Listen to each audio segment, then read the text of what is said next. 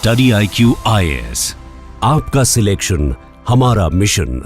नमस्कार दोस्तों जैसा कि आप सब जानते हैं आजकल वक्फ के बारे में काफी ज्यादा चर्चा हो रही है और उसका मेन कारण यह है कि पार्लियामेंट से वक्फ अमेंडमेंट बिल पास हो चुका है और 1995 के एक्ट में बहुत सारे बदलाव किए गए हैं। लेकिन यहां पर सोशल मीडिया पर और मीडिया में मैं देख रहा था कई तरह के सवाल पूछे जा रहे थे, स्पेशली ताजमहल को लेकर कि क्या ताजमहल एक वक्फ प्रॉपर्टी है। तो इस वीडियो के अंदर मैं आपको थोड़ा सा डिटेल से बताऊंगा कि आखिरकार इसका स्टेटस क्या है और सुप्रीम कोर्ट में जब मामला गया था तो इसको लेकर क्या बोला गया था। काफी कुछ जानने को है, लेकिन उससे पहले दोस्तों आप सबको बता दूं 8 अप्रैल से स्टडी IQ का जो लॉन्ग टर्म बैच है 2027 के लिए, मतलब जो लोग 2 साल बाद प्रीलिम्स देंगे उनके लिए ये स्पेशल बैच लॉन्च किया जा रहा है। आप यूज कर सकते हैं ये कोड अंकित लाइव ताकि आप मैक्सिमम डिस्काउंट ले सकें। कि सबसे पहले मैं आपको बता दूं ताजमहल आज के डेट में आप सब जानते हो भारत का नहीं पूरे दुनिया का one of the most famous monument में से आता है। लव और अपने रिमार्केबल आर्किटेक्चर के लिए जाना जाता है। लेकिन रिसेंट ईयर्स में इसको लेकर सवाल उठ रहे थे, इसके ओनरशिप को लेकर कि इसका ट्रू ओनर कौन है,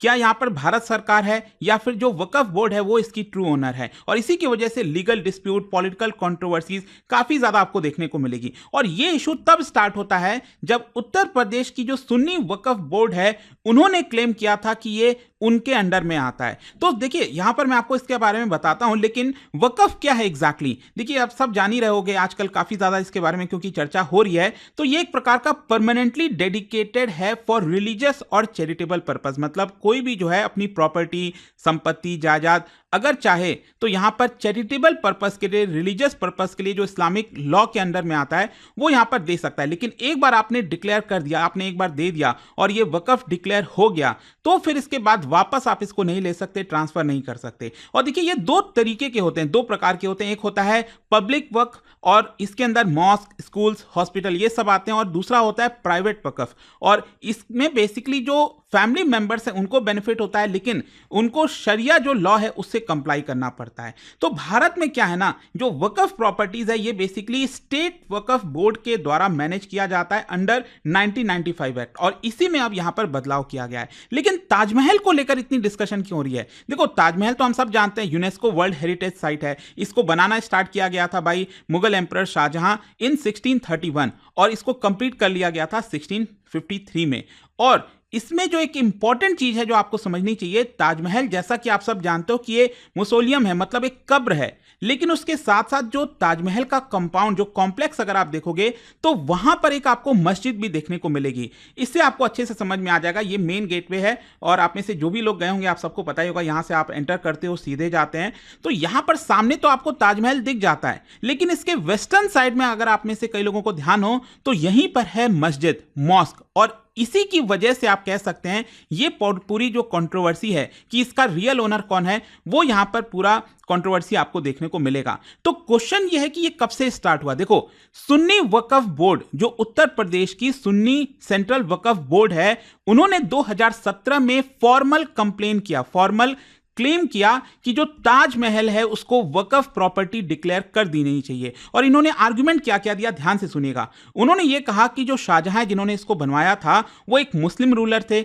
और साथ ही साथ ताजमहल का जो कंपाउंड है वहां पर सिर्फ कब्र ही नहीं है, जैसा कि मैंने आपको बताया यहां पर आपको मस्जिद भी देखने को मिलेगी। तो वक्फ बोर्ड का यह कहना था कि अकॉर्डिंग टू इस्लामिक ट्रेडिशन अगर कोई भी मस्जिद बनाई जाती है, कोई भी अगर मस्जिद बन जाता है तो वो ऑटोमेटिकली वक्फ प्रॉपर्टी बन जाती है, भले ही यहां पर ऑफिशियली वो रजिस्टर्ड हो या फिर ना हो। मतलब इस कंपाउंड का जो असली मालिक है कि कागजात पर इसका असली मालिक कौन है, क्या है, भले वो मैटर नहीं करता। मतलब एक बार अगर कहीं पर मस्जिद बन गई तो उसका पूरा का पूरा जो प्रॉपर्टी ओनर है वो एक्चुअली वक्फ बन जाती है। एंड इसमें यहां पर वक्फ बोर्ड ने कुछ एग्जांपल्स भी दिए कि मुगल एरा के कई सारे जो स्ट्रक्चर्स हैं जो सिमिलर हैं इसी प्रकार से उनको भी वक्फ प्रॉपर्टी डिक्लेयर किया हुआ है। एंड इसी की वजह से जो ताजमहल है इसको भी वक्फ प्रॉपर्टी डिक्लेयर कर देना चाहिए। उन्होंने ये भी कहा कि पहले के समय में जो ताजमहल मस्जिद है, वहां पर जो मस्जिद है उसका जो केयर टेकर होता था वो वक्फ बोर्ड से ही होता था।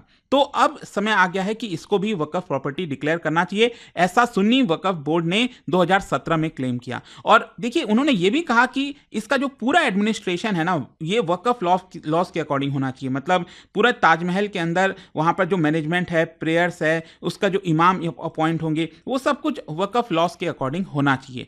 लेकिन इसके जवाब में जो आर्कियोलॉजिकल सर्वे ऑफ इंडिया है, जो इसका पूरा देखभाल करती है, आप सबको पता ही होगा ये मिनिस्ट्री ऑफ कल्चर के अंदर आती है, तो इन्होंने क्या रेस्पॉन्स दिया था? देखो, इन्होंने तो कंप्लीटली इसको रिजेक्ट कर दिया था जो वक्फ बोर्ड ने क्लेम किया। जो ताजमहल है वो सेंट्रली प्रोटेक्टेड मॉन्यूमेंट है और ये ancient monument and archaeological sites and remains act 1958 के अंदर में आता है। ये यहां पर बोला गया था आर्कियोलॉजिकल सर्वे ऑफ इंडिया के द्वारा। और उन्होंने ये कहा कि इसकी जो ओनरशिप है वो गवर्नमेंट ऑफ इंडिया के पास है, वो सरकार इसकी ओनर है और इसका मैनेजमेंट ASI के द्वारा किया जाता है, क्योंकि ये नेशनल हेरिटेज और आर्कियोलॉजिकल इंपॉर्टेंस है इसका।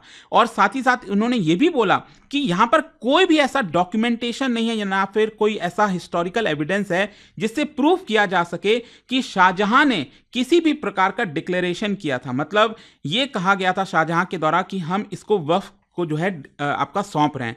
तो ऐसा कोई भी एविडेंस या फिर हिस्टोरिकल जो डॉक्यूमेंटेशन है वो आपको देखने को नहीं मिलेगा। और अगर एक बार ताजमहल को वक्फ प्रॉपर्टी डिक्लेयर कर दिया गया तो इसकी वजह से बहुत सारे दरवाजे खुल जाएंगे बाकी प्रॉपर्टीज के लिए। बहुत सारे जो हेरिटेज नेशनल हेरिटेज प्रॉपर्टीज हैं उनको भी क्लेम किया जाएगा कि ये भी वक्फ प्रॉपर्टी के अंदर में आनी चाहिए। तो इसी की वजह से ASI ने ये जो क्लेम था इसको सिरे से खारिज कर दिया। लेकिन अल्टीमेटली मामला गया सुप्रीम कोर्ट में। आप देख सकते हो 2018 में मामला सुप्रीम कोर्ट में जाता है और सुप्रीम कोर्ट ने तो बड़ी फटकार लगाई थी सुन्नी वक्फ बोर्ड को। और देखिए उन्होंने यहां पर क्या सवाल पूछा था। उन्होंने कहा कि डिड शाहजहां साइन अ वक्फनामा? क्या शाहजहां ने किसी भी प्रकार का डीड, वक्फ जो डीड होता है, वो साइन किया था? नहीं किया था। Where is the document? आपके पास क्या प्रूफ है कि आप कहो कि ये वक्फ प्रॉपर्टी के अंदर में आना चाहिए? तो इसी की वजह से सुप्रीम कोर्ट ने बड़ी फटकार लगाई थी और कोर्ट ने यह भी कहा था कि आपने इससे पहले तो कभी क्लेम नहीं किया कि ये वक्फ प्रॉपर्टी के अंदर होगा, अचानक से ऐसा क्या हो गया जिसकी वजह से आप ये क्लेम कर रहे हो? और अल्टीमेटली क्या होता है कि सुप्रीम कोर्ट के दबाव में, सुप्रीम कोर्ट ने जो फटकार लगाई इसको देखते हुए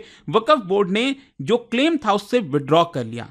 तो अल्टीमेटली अभी प्रेजेंट स्टेटस क्या है ताजमहल का? सिंपल सी चीज है, ये आपका प्रोटेक्टेड मॉन्यूमेंट है और ये सरकार के अंडर में आती है। इसका मेंटेनेंस सब कुछ आर्कियोलॉजिकल सर्वे ऑफ इंडिया देखती है। हाँ, ये बात सही है कि ताजमहल के अंदर जो मैंने आपको अभी जो मस्जिद दिखाई, मॉस्क दिखाया, वहां पर प्रेयर्स होता है, लेकिन वो फ्राइडे को होता है और वो भी सिर्फ लोकल रेसिडेंट्स के लिए होता है, जिसका देखभाल वगैरह ASI करती है। और किसी भी प्रकार का रिलीजियस एक्टिविटीज वहां पर अलाउ नहीं किया जाता, क्योंकि ये नेशनल और इंटरनेशनल हेरिटेज साइट है। बहुत से पर्यटक जो हैं पूरी दुनिया भर से आते हैं देखने के लिए। तो ये इस समय लीगल स्टेटस है। वैसे मैं आपको एक और चौंकाने वाली चीज बताता हूं।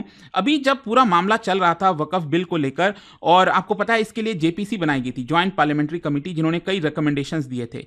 तो ज्वाइंट पार्लियामेंट्री कमेटी के सामने यहां पर बताया गया कि देखिए और कितने सारे मॉन्यूमेंट्स हैं जिसको वक्फ बोर्ड क्लेम करता है। वो क्लेम करता है कि इन सब मॉन्यूमेंट्स को भी आपका वक्फ प्रॉपर्टी डिक्लेयर करना चाहिए। और इसमें आप सोच के देखिए, सफदरजंग का जो टॉम्ब है दिल्ली के अंदर, पुराना किला हो गया, हुमायूंस टॉम्ब हो गया, कुतुब मीनार हो गया, ये सबको वक्फ बोर्ड क्लेम करता है कि इनको वक्फ प्रॉपर्टी डिक्लेयर करनी चाहिए। सिर्फ यही नहीं, इसके अलावा जो टीपू सुल्तान का टॉम्ब है, ग्रेव ऑफ औरंगजेब वाइफ हो गया, कर्नाटका के अंदर जो गुलबर्गा फोर्ट हो गया, इन सबको भी डिक्लेयर कर देना चाहिए। तो इस तरह से आप देखोगे तो 200 से ज्यादा प्रॉपर्टीज जो है वो वक्फ बोर्ड अभी भी क्लेम करता है कि इनको डिक्लेयर करना चाहिए।